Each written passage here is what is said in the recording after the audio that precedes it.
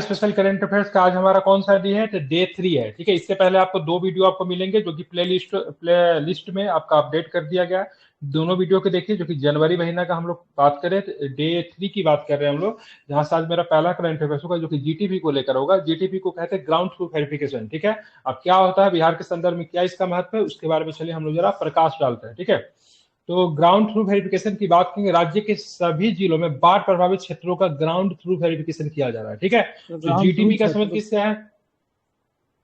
Ground truth है, sorry, ground ground truth verification की बात करें जीटीबी किससे है तो ध्यान रखेंगे किससे संबंधित है, तो ये बाढ़ से। किससे संबंधित है? बाढ़ से। पता होने से बिहार की प्रमुख आपदा की बात करेंगे, एक बाढ़ की बात करेंगे, बहुत एक प्रमुख आपदा है, उसका क्या किया जा रहा है? जीटीबी किया जा रहा है। अभी कैसे किया जाएगा उसके बारे में हम लोग बात करते हैं। तो उपग्रह चित्रों का उपयोग करके जिले में बाढ़ वाले क्षेत्रों में नदियों के प्रभाव के स्तर की निगरानी की गई थी। इसरो की इस रिपोर्ट के अनुसार बिहार का कुल 45% क्षेत्र प्रभावित बताया गया है। ठीक है, तो कितना प्रतिशत क्षेत्र की बात करेंगे बिहार में क्या है प्रभावित है बाढ़ से? तो 45%। ठीक है, 45% क्षेत्र। ठीक है, इस रिपोर्ट में इसरो के द्वारा 1998 से 2019 तक कुल 22 वर्षों में ली गई 274 उपग्रह रिपोर्टों के आधार पर 2020 में तैयार की गई थी। ठीक है, तो इसरो ने मतलब यहाँ पे रिपोर्ट की जांच करें कब से कब, तो 1998 से लेकर 2019 तक के रिपोर्ट के ऊपर चर्चा की, जो कि 22 वर्षों में ली गई 274 उपग्रह रिपोर्टों के आधार पर 2020 में तैयार की गई थी। हालांकि ये रिपोर्ट सरकार ने 2021 में प्राप्त हुई थी। सैटेलाइट मैप के अनुसार भागलपुर का 90% इलाका बाढ़ प्रभावित बताया गया है। ठीक है, तो बिहार में सबसे जो बाढ़ प्रभावित इलाका जो है, जो कि मतलब आपका कौन है? भागलपुर है, जिसका 90% हिस्सा की बात करें क्या चीज से, तो बाढ़ से प्रभावित है। विभागीय रिपोर्ट में पटना को 97% से के साथ सबसे अधिक बाढ़ प्रभावित बताया गया। ठीक है, तो पटना जो है बाढ़ प्रभावित की बात की 97% हिस्सा की बात करेंगे, पटना में बाढ़ प्रभावित है। और ये भागलपुर से भी अधिक हो जाएगा। ठीक है, पटना की बात करेंगे तो भागलपुर से भी अधिक है। ठीक है, क्योंकि 97% है। वही इसरो की इस रिपोर्ट में दरभंगा को 87% बाढ़ के साथ सबसे अधिक बाढ़ प्रभावित बताया गया। ठीक है, तो ध्यान में रखना है।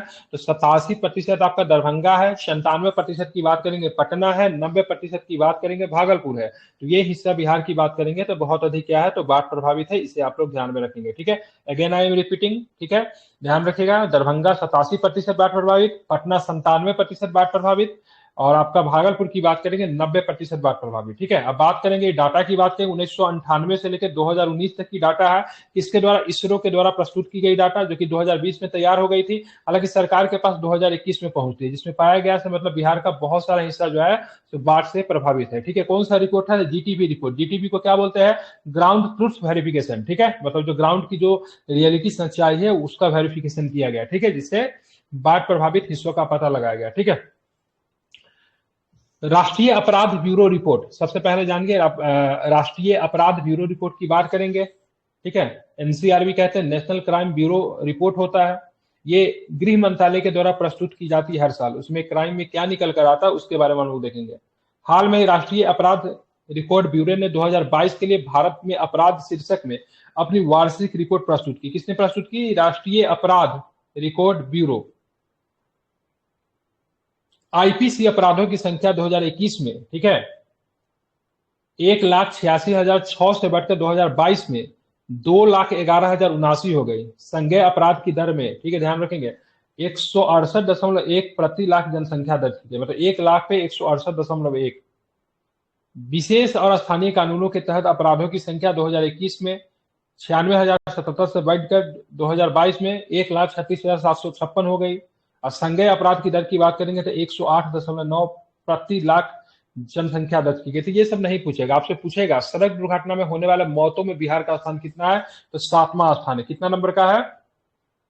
7वां नंबर का स्थान है। ठीक है, सड़क दुर्घटना से होने वाले मौत में बिहार का स्थान की बात करेंगे तो 7वें नंबर पे है। ठीक है, दहेज हत्या के मामले में बिहार का स्थान कौन सा है, तो दूसरे नंबर पे है। ठीक है, कितने नंबर पे है? दूसरे नंबर पे है। ठीक है, और कल के करंट अफेयर्स में ये क्वेश्चन था ना, भूमि संपत्ति विवाद से जुड़े मामलों में बिहार का स्थान कौन सा है, तो इसमें बिहार का स्थान की बात करेंगे टॉप पे है, शीर्ष पे है। ठीक है, अगर बात करूंगा सड़क दुर्घटना रोड एक्सीडेंट, उसमें बिहार 7वें नंबर पे है। दहेज हत्या की बात करें तो उस क्राइम में बिहार की बात करें दूसरे नंबर पे है। भूमि संपत्ति विवाद के मामले में बिहार का स्थान की बात करेंगे शीर्ष है। ठीक है, पुलिस और सरकारी कर्मचारियों पर हमले के मामले में बिहार ने इसमें भी टॉप किया है। ठीक है, साइबर अपराध के मामले में बिहार 7 नंबर पे है। ठीक है, एक बार मैं फिर से रिपीट कर दे रहा हूं, एनसीआरबी की रिपोर्ट आई है, जिसमें पाया गया है। बिहार की बात करेंगे सड़क दुर्घटना में 7वें नंबर पे है। दहेज हत्या के मामले अगर बात करेंगे बिहार का स्थान की बात करें दूसरे नंबर पे है। भूमि विवाद, भूमि संपत्ति विवाद की बात करें, इसमें बात करेंगे बिहार का स्थान प्रथम पे है।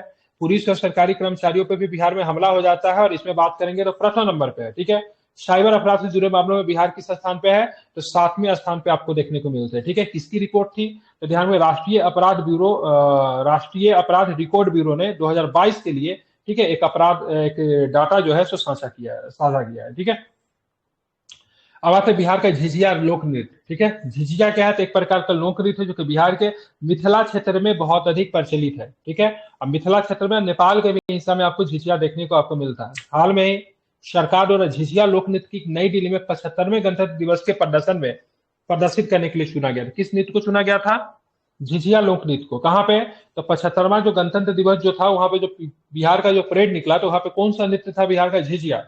अब झिझिया के बारे में हम लोग जान लेते हैं। झिझिया भारत और नेपाल के मिथिला का एक लोक नृत्य है। ठीक है, किसका लोक नृत्य है, तो भारत और नेपाल हो गया, जिसमें भक्ति, सुरक्षा और जीवंत उत्सव के तत्व अस्तित्व में होते हैं। इस नृत्य का प्रदर्शन मुख्य रूप से किसके द्वारा किया जाता है, महिलाओं के द्वारा किया जाता है। और कौन से, तो दशहरा के समय में किया जाता है। ठीक है, कब किया जाता है, दशहरा के समय में किया जाता है। मुख्यतः बुरी आत्माओं की भगाने के लिए भी इसका प्रयोग किया जाता है। ठीक है, आप देखेंगे झिझिया नृत्य होता कैसे है, तो आप यहाँ पे देखोगे, एक मिनट,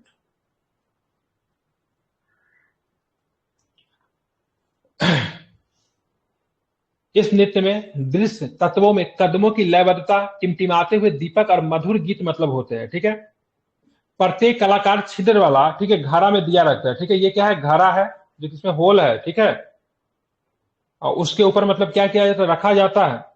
और एक घड़ा के ऊपर भी कई घड़ा होते हैं। यहाँ पे तो सिंगल ही है, लेकिन एक घड़ा के ऊपर भी आपको कई सारे आपको घड़ा देखने को मिलते हैं। टिमटिमाते हुए दीपक अंधेरे की प्रकाश की जीत का प्रतीक है, बुरी आत्माओं और नकारात्मक दूर को करते हैं। ठीक है, तो दशहरा के आप देखेंगे गांव में परंपरा होती है, जब आप लोग बच्चे रहेंगे तो माएँ जो होती है काजल वगैरह लगा देती थी, पता है, तो माना जाता है दशहरा के समय बुरी आत्माएं जो होती है बहुत अधिक मतलब प्रगतिशील हो जाती है। तो वैसे कंडीशन में झिझिया का जो नृत्य जो होता है मुख्य रूप से क्या होता है, बुरी आत्माओं में नकारात्मकता को दूर भगाती है। ठीक है, अब टिमटिमाते हुए दीपक अंधेरे पर प्रकाश की जीत का प्रतीक है। उनकी नित्य मुद्राओं में अनाज को पीसने या पानी निकालने जैसी रोजमर्रा की गतिविधियां की नकल भी होती है। पानी निकालना, जैसे कुआं से जो पानी निकालते उसका, अनाज को कैसे पीसते, तो ये आपका एक कल्चर है बिहार का, जो कि दशहरा के समय में आपको देखने को मिलता है। शीतलहर कार्य योजना, कोल्ड एक्शन प्लान। ठीक है, तो ध्यान रखिए, कोल्ड एक्शन प्लान की बात करेंगे तो कोल्ड एक्शन प्लान को किसने लॉन्च किया, तो क्या बताएंगे, बिहार ने। ठीक है, तो बिहार के द्वारा कोल्ड एक्शन प्लान को लॉन्च किया गया है। आपदा प्रबंधन प्राधिकरण पहली बार राज्य के लिए शीतलहर कार्य योजना तैयार कर रहा है, जो शीतलहर में होने वाली जन हानि को रोकने के लिए मतलब बनाया जाएगा। ठीक है, तो कौन सा प्लान है, कोल्ड एक्शन प्लान।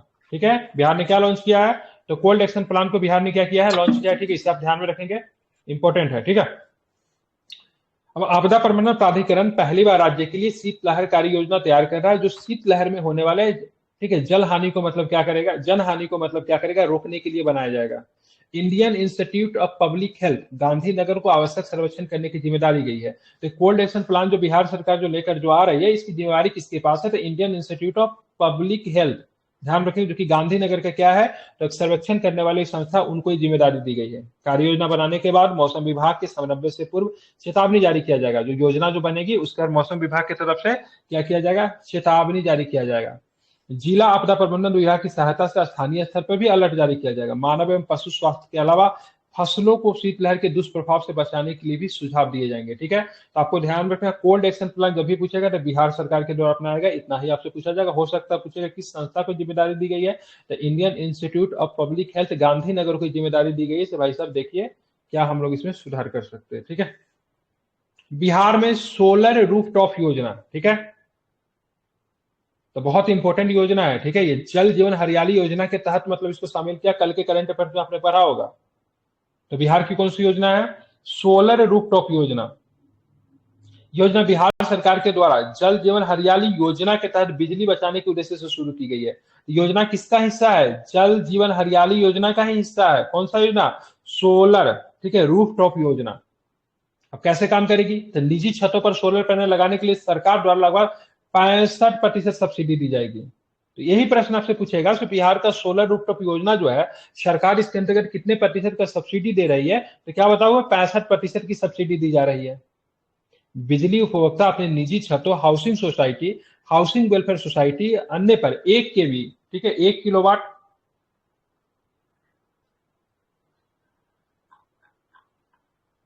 1 किलोवाट से, ठीक है, 500 किलोवाट तक, ठीक है, मतलब किलोवाट तक सोलर सिस्टम लगवाकर सब्सिडी राशि प्राप्त कर सकता है। कितना सब्सिडी है इस पे? 65%, ठीक है। और किसका है? तो जल जीवन हरियाली के मिशन का ही हिस्सा है। ये भी क्वेश्चन था कल के स्टेट में, केजीएस वाला जो हमने करवाया। मोलिब्डेनिन आईआईटी पटना द्वारा खोजा गया एक नया धातु पदार्थ, किसके द्वारा खोजा गया? मोलिब्डेनिन की बात है, किसके द्वारा खोजा गया? तो आईआईटी पटना के द्वारा, ठीक है, एक नया धातु पदार्थ है। भारतीय प्रौद्योगिकी संस्था पटना, आईआईटी पटना, और ठीक है, फोर्स फोर्स चुंग, क्या लिखा हुआ, फोर्स चुंग्स जेंट्रम जूलित के शोधकर्ताओं द्वारा, ठीक है, मोलिब्डेनिन नामक एक, ठीक है, 2D पदार्थों की नई किस्म की खोज की गई। ये पदार्थ केवल, ठीक है, मोलिब्डेन परमाणु परत से बने होते हैं। परमाणु बल माइक्रोस्कोपी के लिए एक कैंटिलीवर के रूप में यह अपनी स्थिरता और असाधारण विद्युत और तापीय चालकता के साथ पूरी तरह से, मतलब क्या है, उपयुक्त है। ठीक है, तो ध्यान में रखना है, आईआईटी पटना द्वारा खोजा गया क्या? मोलिब्डेनिन। ठीक है, साथ में कौन था?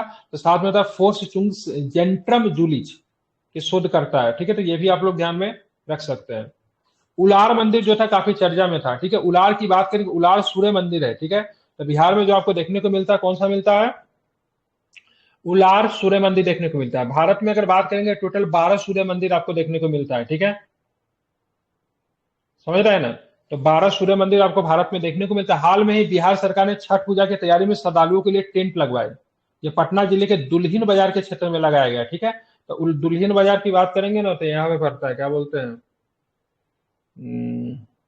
पटना से आगे पड़ता है, मसौडी वगैरह पालीगंज इलाका के में। पास। पालीगंज, पालीगंज से पहले दुल्हिन बाजार है। ठीक है, मतलब दोनों ब्लॉक सटा हाँ हुआ, हम लोगों ने काम किया वहाँ पे। ठीक है, पालीगंज से पहले ही ना दुल्हिन बाजार है, मतलब दो तीन हाँ, तीन चार पालीगंज से किलोमीटर पहले है। पहले है। हाँ, ठीक है, तो वहां पे आपको दुल्हिन बाजार के पास आपको ना, यहाँ पे उलार का सूर्य मंदिर आपको देखने को मिलता है। देश के 12 आर्क स्थलों में से कोणार्क और देवार्क मंदिरों के बाद उलार, या फिर उलार की कहते हैं, सूर्य देव तीसरा सबसे बड़ा आर्क स्थल माना जाता है। ठीक है, तो उलार सूर्य मंदिर की बात करें, कहाँ पे? पटना में पड़ता है। ठीक है, ध्यान रखें, कहाँ पे?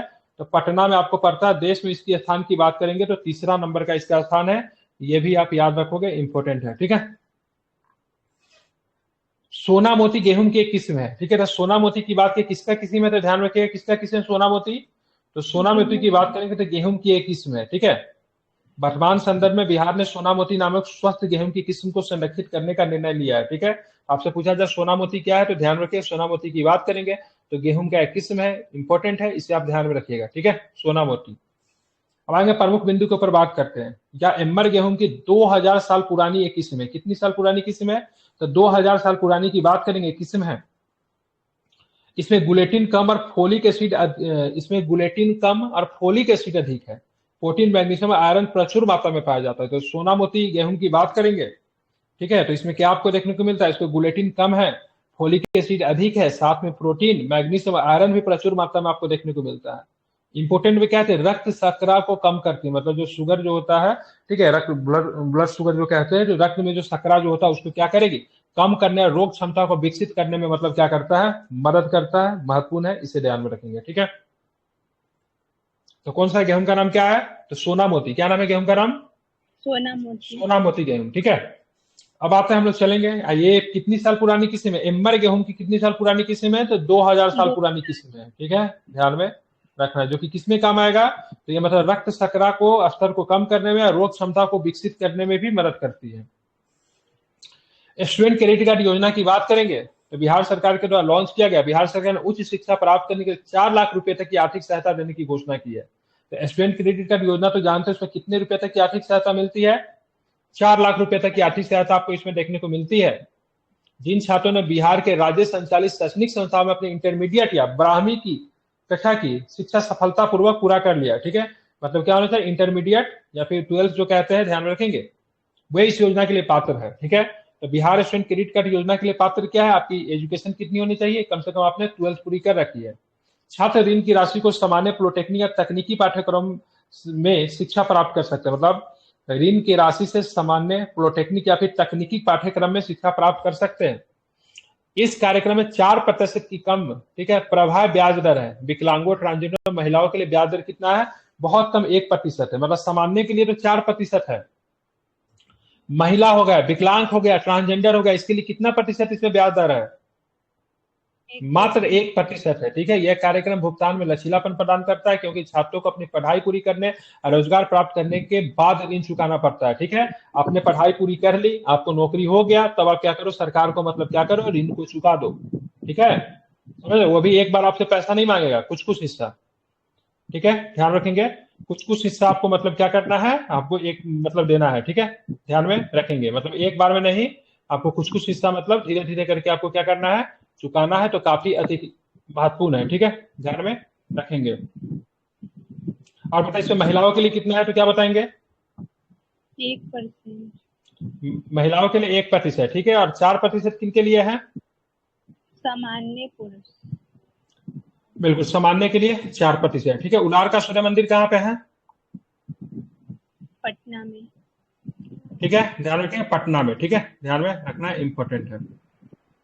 चलिए, आप चलेंगे प्रथम अंतरराष्ट्रीय, देखें यहाँ पे देखें, प्रथम अंतरराष्ट्रीय संघ मंच 2023। तो हाल ही में इंटरनेशनल कन्वेंशन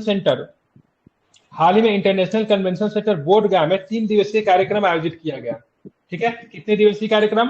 3 दिवसीय कार्यक्रम आयोजित किया गया। तो प्रथम अंतरराष्ट्रीय संघ मंच की बात करेंगे तो गोवा में हुआ, जो कि 3 दिवसीय था। ठीक है, इसमें किसने पार्टिसिपेट किया?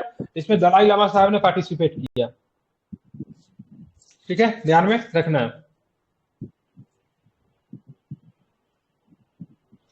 दलाई लामा ने कार्यक्रम के अंतरराष्ट्रीय बौद्ध परिसंघ के सहयोग से इस कार्यक्रम का आयोजन किया। इसमें 32 देशों का अतिथियों ने भाग लिया। कितने देशों का अतिथियों ने भाग लिया इस कार्यक्रम में? तो 32 देशों का अतिथियों ने इसमें भाग लिया। 2000 से अधिक बौद्ध आध्यात्मिक नेता इसमें उपस्थित थे। यह परंपराओं को जोड़ना, आधुनिकता को अपनाना, आज की दुनिया में बुद्ध की शिक्षाओं पर संबंध के विषय पर आधारित था। मतलब इसका थीम क्या था? तो परंपराओं को जोड़ना, आधुनिकता को अपनाना, आज की दुनिया में बुद्ध की शिक्षाओं पर एक संवाद विषय पर आधारित है। इस कार्यक्रम का उद्घाटन किसने किया? इस कार्यक्रम का उद्घाटन दलाई लामा ने किया। और कहां पे हुआ, तो क्या बताएंगे? तो गया में हुआ। कहां पे हुआ? गया में। एक अनुशासन के रूप में बोधिचित्त या आत्मज्ञान पर जोर देता है और आंतरिक शक्ति प्रदान करता है, और प्रतिभागियों के इस अनुशासन को अपनाने और दूसरे को नुकसान न पहुंचाने की मतलब सलाह देता है। मतलब पूरी तरीके से अहिंसा पर आधारित है। ठीक है, ध्यान में रखना है। अब चलेंगे और भी क्या प्रश्न वो भी देखेंगे। बिहार पर्यटन नीति आई है, नीतीश कुमार का बिहार पर्यटन नीति की बात करेंगे। तो मुख्यमंत्री नीतीश कुमार ने निर्देशन में बिहार राज्य मंत्रिमंडल ने बिहार की पर्यटन नीति 2023 तैयार की है। कौन सी पर्यटन नीति? तो पर्यटन नीति 2023, क्योंकि राज्य में पर्यटन एक बहुत बड़ा, और बिहार राज्य ने पर्यटन को किसका दर्जा दिया है? उद्योग का। ठीक है, पर्यटन को उद्योग का दर्जा दिया गया है। ठीक है, ध्यान रखेंगे। ठीक है, ये कई पहलों के माध्यम से प्रतिभाशाली कार्यबल का निर्माण किया जाएगा। पर्यटकों को प्रियम एवं उच्च स्तरीय सुविधा प्रदान की जाएगी। अत्याधुनिक प्रौद्योगिकों को शामिल किया जाएगा। आकर्षक पर्यटन विकल्पों के विस्तृत श्रृंखला का निर्माण किया जाएगा। 10 करोड़ रुपए तक के निवेश पर अधिकतम 30% या 3 करोड़ रुपए तक की सब्सिडी दी जाएगी। समझ रहे हैं ना? मतलब आप बिहार में पर्यटन नीति को बढ़ावा देना है, तो यहाँ पे पर्यटन से संबंधित जो उद्योग लगाएंगे उनको कितने प्रतिशत की सब्सिडी मिलेगी? 30%। लेकिन अप टू कितना है? अप टू कितना है? तो अप टू की बात करेंगे तो 3 करोड़, या तो 3 करोड़ या फिर 30% की सब्सिडी आपको देखने को मिलेगी। अगर मान लो कोई आदमी 5 करोड़ रुपया इन्वेस्टमेंट किया तो उसको सब्सिडी कितना होगी? 1.5 करोड़ होगा। लेकिन कोई आदमी 20 करोड़ इन्वेस्टमेंट कर दिया तो ऐसा नहीं कि 20 करोड़ का उसको सब्सिडी 6 करोड़ मिल जाएगा। ठीक है, ऐसा नहीं, उसको 3 करोड़ ही मिलेगा, क्योंकि मैक्सिमम क्या है? 3 करोड़ है। ठीक है, तो बिहार की जो पर्यटन नीति जो आई है, इसमें नीतीश कुमार की सरकार जो है वो मतलब पर्यटन को बढ़ावा देने के लिए जो इंडस्ट्रियल्स है उनको क्या कर रही है? अपने यहाँ बुलाने की कोशिश कर रही है। और यहाँ पे आप इन्वेस्ट करते हो 10 करोड़ रुपए तक के निवेश पे अधिकतम 30% या फिर 3 करोड़ की सब्सिडी आपको देखने को मिलता है। ठीक है, मुख्यमंत्री का ब्लॉक परिवहन योजना आया है, जो कि कल के क्लास में हम लोगों ने पढ़ा भी था। ठीक है, हाल में ही बिहार सरकार ने परिवहन विभाग ने मुख्यमंत्री ब्लॉक परिवहन कार्यक्रम योजना के लिए एक अधिसूचना भी जारी किया है। यह योजना किस प्रकार से काम करेगा? यह योजना राज्य के ब्लॉकों और सुदूरवर्ती पंचायतों को जिला मुख्यालय से जोड़ने के लिए तैयार किया गया है। मतलब राज्य का जो ब्लॉक जो है या फिर सुदूरवर्ती पंचायत जिसको किससे जोड़ेंगे, तो जिला मुख्यालय से जोड़ेंगे। ठीक है, जैसे बहुत सारा बाजार होता है, बहुत सारा ब्लॉक होता है जो कि शहर से जिला मुख्यालय से 50 किलोमीटर 60 किलोमीटर दूर है, तो उसको कनेक्ट करेंगे जिला मुख्यालय ब्लॉकों को छोड़कर। ठीक है, ध्यान रखिए कहां पे ये काम नहीं करेगा, तो जिला मुख्यालय के ब्लॉक को नहीं काम करेगा। जैसे हमारे पटना क्या है, जिला है, पटना क्या है, जिला है, तो पटना का भी तो अपना एक ब्लॉक होगा ना।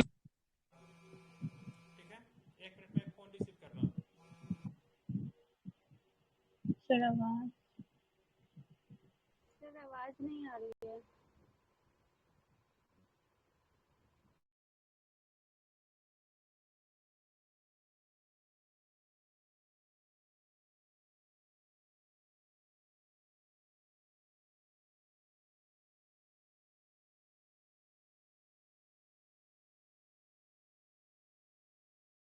तो यहाँ पे मैंने क्या बता रहा था आपको, so मान लीजिए कोई जिला है, तो जिला मान लीजिए शहर से मतलब 40 से 50 किलोमीटर है, तो मुख्यतः जिला को ये कनेक्ट कर देगी प्रखंड से, या फिर मतलब सुदूरवर्ती जो इलाका होगा। ठीक है, लेकिन जिला के अंदर भी तो ब्लॉक होता है, जैसे पटना कोई जिला, मुजफ्फरपुर जिला, तो उसके अंदर भी ब्लॉक होगा, उसके लिए योजना नहीं है। ठीक है, ध्यान रखें, बाकी उस प्रखंड वाला, जिला वाला प्रखंड को छोड़कर सबके लिए काम करेगा।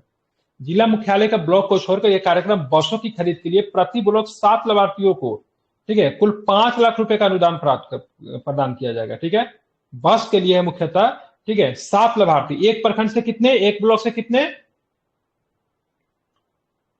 एक ब्लॉक से कितने, तो एक ब्लॉक से मैक्सिमम 7, कितने कितने को मिलेंगे अनुदान, कितने मिलेंगे, 5 लाख रुपया। ठीक है, अब इसमें कौन कौन लोग शामिल हो सकते हैं, तो इसमें अनुसूचित जाति, अत्यंत पिछड़ा वर्ग, पिछड़ा वर्ग अल्पसंख्यक समूह, सामान्य श्रेणी के कुछ ऐसी श्रेणियां जिनके प्राप्तकर्ता को चुना गया, मतलब इस सारे समुदाय से चुने जाएंगे। अनुसूचित जाति भी होंगे, अत्यंत पिछड़ा वर्ग भी होंगे, पिछड़ा वर्ग भी होंगे, अल्पसंख्यक समूह भी होंगे, और सामान्य श्रेणी के भी ऐसी श्रेणियां हैं जिनमें प्राप्तकर्ताओं को क्या किया गया है, चुना गया है। अब हम पढ़ते हैं यहाँ पे ऑनलाइन कितना दिया हुआ है।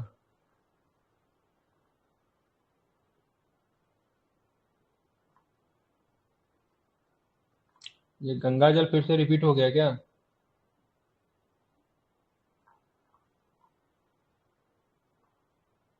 अलग है ना ये। चलिए हम क्या करते हैं, आप लोग को यहाँ पे कितने क्वेश्चन है करंट अफेयर्स के, सॉरी 35 क्वेश्चन की बात करेंगे, वो आपका वो है तो वन लाइनर है, करवा दे रहा हूँ। उसके बाद आई थिंक फरवरी का करंट अफेयर शुरू हो जाएगा। ठीक है, चलिए अभी जितना हम लोगों ने अभी क्वेश्चन को किया है, ठीक है, सारे उस पर हम लोग बात कर लेते हैं। 37वें राष्ट्रीय खेल 2023 की पदक तालिका में बिहार का कौन सा स्थान रहा, तो क्या बताएंगे, सभी लोग बोलिए। ठीक है, 30वां नंबर का स्थान रहा है। ठीक है, 37वें राष्ट्रीय खेल 2023 के रजत पदक जीतने वाली श्रेया रानी का संबंध किस खेल से, तो क्या बताएंगे, तो श्रेया रानी किस खेल से, ताई कमांडो से। ठीक है, बोलिए सभी लोग। बिहार राज्य की बात करें, बिहार राज्य वस्तु और सेवा कर विधेयक 2023 में ऑनलाइन गेमिंग पर जीएसटी को 18% से बढ़ाकर कितना कर दिया गया, 28%। ठीक है, 7वें ICS फिक्की स्वच्छता पुरस्कार समारोह में बिहार को कितने स्वच्छता पुरस्कार प्राप्त हुए, 3। ठीक है, 38वें राष्ट्रीय जूनियर एथलेटिक्स चैंपियनशिप में बिहार को कितने पदक मिले, 11।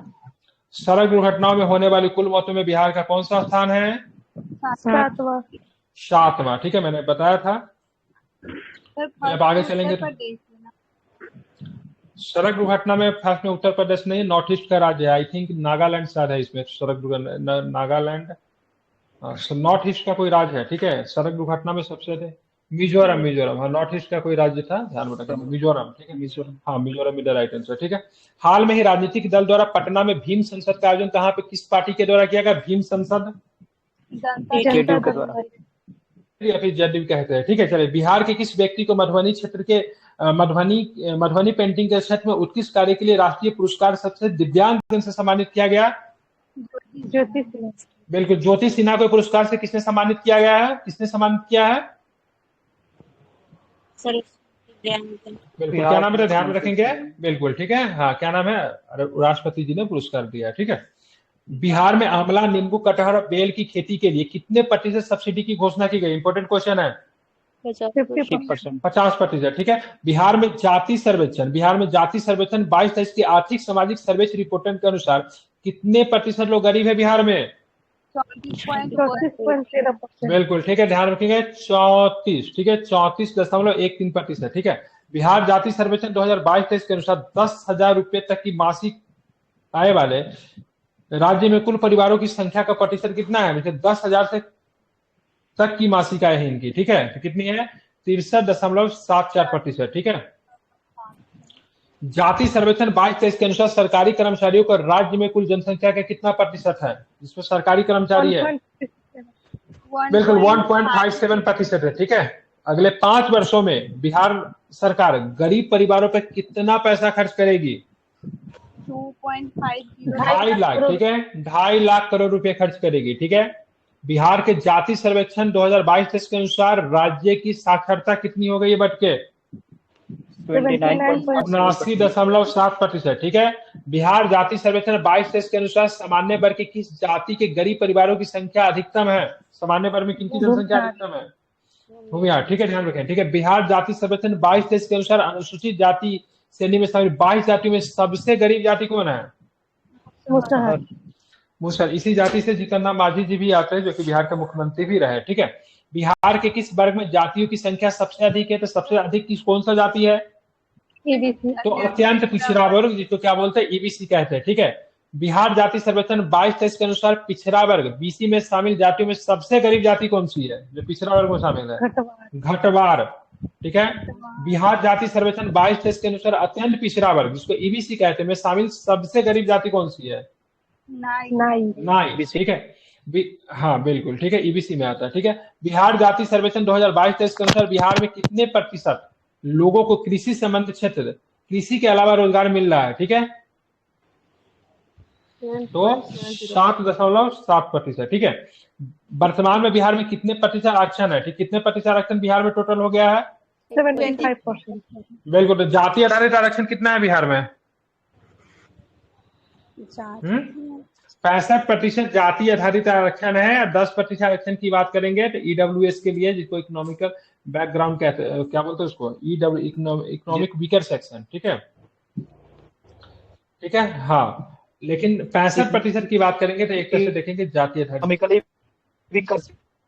हाँ बिल्कुल, ठीक है, सही है, ठीक है। आवाज नहीं आ रही आपकी। बिहार में सरकारी नौकरियों में किस जाति के लोगों का प्रतिशत सबसे अधिक है? तो कास्ट जाति, ठीक है। बिहार की जनसंख्या में 3 पहिया वाहनों के मालिक की हिस्सेदारी कितनी? 3 पहिया, तिपहिया मतलब वही टेम्पू वगैरह, ठीक है, कितना है? 0.11, ठीक है। बिहार में लगभग कितने लोग जो विदेश में काम करते हैं? 2.17 लाख। 2,17,000, कितना हो गया? 2,17,000 लोग जो है विदेश में काम करते हैं। राज्य के लगभग कितने प्रतिशत, ठीक है, ध्यान रखेंगे, राज्य में लगभग कितने प्रतिशत, ठीक है, ध्यान में रखेंगे, राज्य में लगभग कितने प्रतिशत लोग राज्य के लगभग कितने प्रतिशत लोग बिहार से बाहर काम करते हैं? तो क्या बताएंगे? 3.5%। बिल्कुल, ध्यान रखें, कितना है? तो ध्यान रखना 3.5%, ठीक है, ध्यान रखें, कितना है? 3.5%, ठीक है, ध्यान रखेंगे, ठीक है, 3.5% हो जाएगा, ध्यान में आपको रखना है, इंपॉर्टेंट है, महत्वपूर्ण है, इसे याद रखेंगे, ठीक है। अब चलते आगे चलेंगे। बिहार में लगभग कितने प्रतिशत लोगों के पास कोई वाहन नहीं है? ठीक है, उनके पास कोई भी वाहन नहीं है। तो 95.5% लोगों के पास किसी प्रकार का कोई वाहन नहीं है, ठीक है। स्विट्जरलैंड में आयोजित विश्व युवा सम्मेलन 2023 में बिहार के किस व्यक्ति ने भारत का प्रतिनिधित्व किया था? क्या बताएंगे?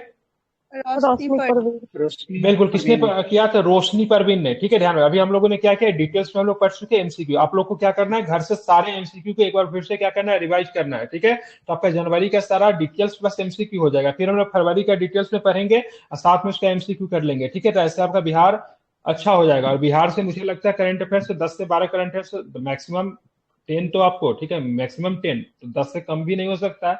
मैक्सिमम 10-12 क्वेश्चन आपको बिहार से आपको देखने को मिलेंगे, ठीक है। हाल ही में बिहार में किसे युवा वैज्ञानिकों को राष्ट्रीय वैज्ञानिक युवा पुरस्कार से सम्मानित किया गया? कितने को? 30, ठीक है, 30 को, ठीक है। और शयन मुद्रा में, ठीक है, शयन मुद्रा मतलब स्लीपिंग में, ठीक है, भारत की सबसे बड़ी गौतम बुद्ध की प्रतिमा का उद्घाटन कहाँ पे किया गया? जो कि शयन मुद्रा में कहाँ पे किया गया है? बोध गया में, ठीक है। हाल में ही 3 दिसंबर 2023 को भारत के प्रथम राष्ट्रपति डॉक्टर राजेंद्र प्रसाद की कौन सी जयंती मनाई गई? 139। बिल्कुल, 139वां नंबर की उनकी जयंती जो है मनाई गई, ठीक है। बिहार का दूसरा अंश किस स्थान पे लगेगा? दरभंगा में लगेगा। लेकिन दरभंगा के किस गांव में लगेगा? तो कौन सा बताएंगे, कौन सा गांव है? शोभन गांव, ठीक है, शोभन गांव ध्यान में रखिएगा, ठीक है। और सीबीएसई ने नई दिल्ली द्वारा आयोजित राष्ट्रीय कबड्डी प्रतियोगिता में बिहार के ज्ञान निकेतन के छात्रों को कौन सा पदक जीता? कांस्य कांस्य पदक।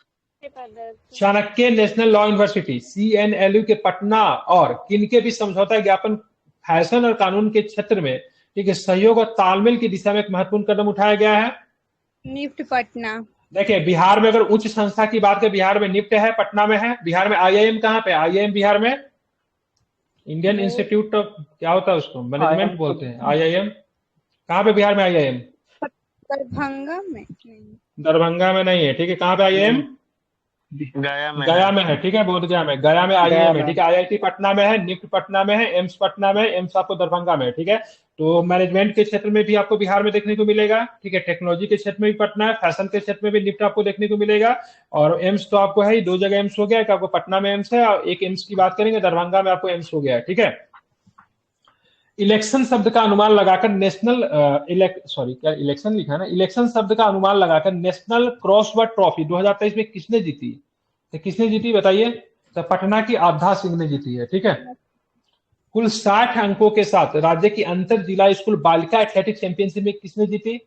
तो पटना जीती, जबकि चंपारण 35 अंकों के साथ मतलब दूसरे स्थान पर था, ठीक है। तो पटना पहले नंबर पे है, कितना का अंतर है, चंपारण दूसरे नंबर पे, ठीक है। इस सबके सब जो अभी आपने जो करंट अफेयर जो पढ़ा, ठीक है, ऊपर में हमने डिटेल के साथ देखा था, और अभी आपने MCQ आपने देखा, एक इसके वन लाइन में देखा, ये सबके सब जो था जनवरी का था, ठीक है। अब थिंक अब आपका होना चाहिए फरवरी का, हाँ ठीक है। अब आपका फरवरी का करंट अफेयर्स होगा, तो जनवरी का आपने देख लिया। अब आपको क्या करना है, फरवरी के सारे करंट अफेयर्स को कल करके आना, कम से कम इसका 5 से 6 टॉपिक को क्या करेंगे, आप कल कराएंगे, ठीक है।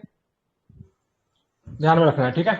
चलिए, तो यहाँ पे आपको कल आप लोग को फरवरी के करंट अफेयर्स को करके आना है, ठीक है।